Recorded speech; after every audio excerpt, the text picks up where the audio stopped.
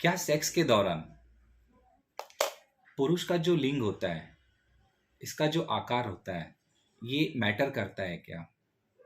तो इसका उत्तर है साइंटिफिकल वे से कि नहीं। हाँ, कुछ ऐसी सिचुएशन होती है जिसमें पेनिस का साइज मैटर करता है कई बार, लेकिन बहुत ही रेयर कंडीशन होती है। इसमें होता क्या है कि फीमेल की जो जेनेटल ऑर्गन होते हैं उनमें कुछ अलग ऐसे स्पॉट होते हैं, ऐसे कुछ पॉइंट होते हैं जहां पर रेयरली नर्व एंडिंग्स बहुत ज़्यादा पाई जाते हैं और वही उनका ऑर्गेजम का पॉइंट होता है।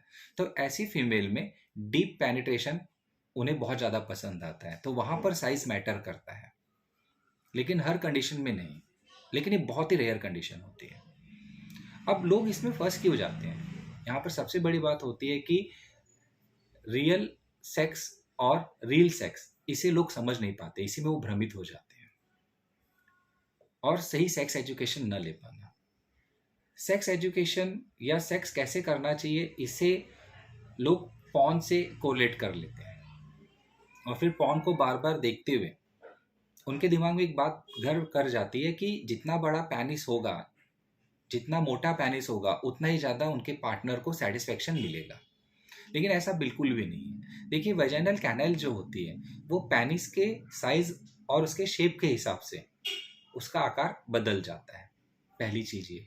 दूसरी चीज़, सबसे बड़ी बात ये होती है कि वजाइना का जो आगे का जो वजाइनल कैनल है, जहाँ पर पेनिस इंसर्ट किया जाता है, उसके आगे का सिर्फ 3 सेंटीमीटर का जो हिस्सा होता है, यहाँ पर ब्लड सप्लाई बहुत ज़्यादा पाई जाती है, जिसकी वजह से ये इसके आकार में बदलाव होता है और सेंसेशन भी यहाँ पर ज़्यादा मिलता है। सेंसेशन मिलने के लिए जो यहाँ का नर्वस सिस्टम होता है, उसकी नर्व एंडिंग्स बहुत ज़्यादा यहाँ पर पाई जाती है। तो ये 2 चीज़ें यहाँ पर पाई जाती है, जिसकी वजह से फीमेल को ऑर्गेज़म अगर चाहिए तो आगे के जो 3 सेंटीमीटर होते हैं उसी को टच करना या उसी में पेनिस का घर्षण होना जरूरी होता है।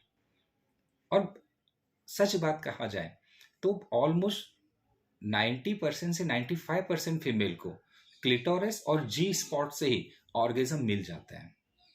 और ये बात रिसर्च में भी सिद्ध हो चुकी है। बहुत सारे सर्वे किए गए थे, उसमें फीमेल से भी पूछा गया, तो उन्होंने कहा कि हमें मेल का जो पेनिस है उसके साइज मैटर नहीं करता है, सेक्स के दौरान वो हमारे साथ किस तरह से प्ले करते हैं, इसके अलावा सेक्स होने के बाद में वो हमारे साथ किस तरह से रिलेशन बनाते हैं, इसके अलावा बाकी सेक्स के अलावा जो बाकी के घंटे रहते हैं उसमें वो हमारे साथ में किस तरह से अपना समय व्यतीत करते हैं, या वो हमें किस तरह से रिस्पेक्ट देते हैं, हमारी केयर करते हैं, ये फीमेल के लिए बहुत ज़्यादा ज़रूरी होती है।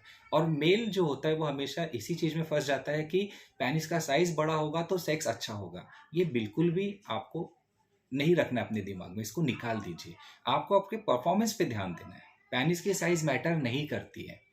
नहीं तो आप बार बार इसी चक्र में फंसे रहेंगे और इसमें से बाहर नहीं निकल पाए तो सिर्फ और सिर्फ आपका जेब खाली होगी, और सेक्सुअल एक्टिविटी में जो आपने गोल सोचा है कि मुझे एक अच्छा रिजल्ट मिलना चाहिए, एक अच्छा परफॉर्मेंस मिलना चाहिए, वो कभी भी नहीं मिलेगा। उल्टा होता ये है कि एक न्यूनगंड आने की वजह से, एक इन्फीरियर कॉम्प्लेक्स आने की वजह से आपकी जो सेक्स एक्टिविटी रहती है वो धीरे धीरे कम होने लगती है और साइकोलॉजिकल ईडी डेवलप हो जाती है, जिसकी वजह से आगे जाकर इरेक्शन में भी दिक्कत आने लगती है।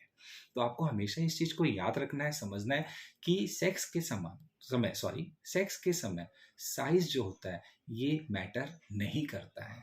सेक्स के समय आपको आपकी परफॉर्मेंस पे ज़्यादा ध्यान देना है।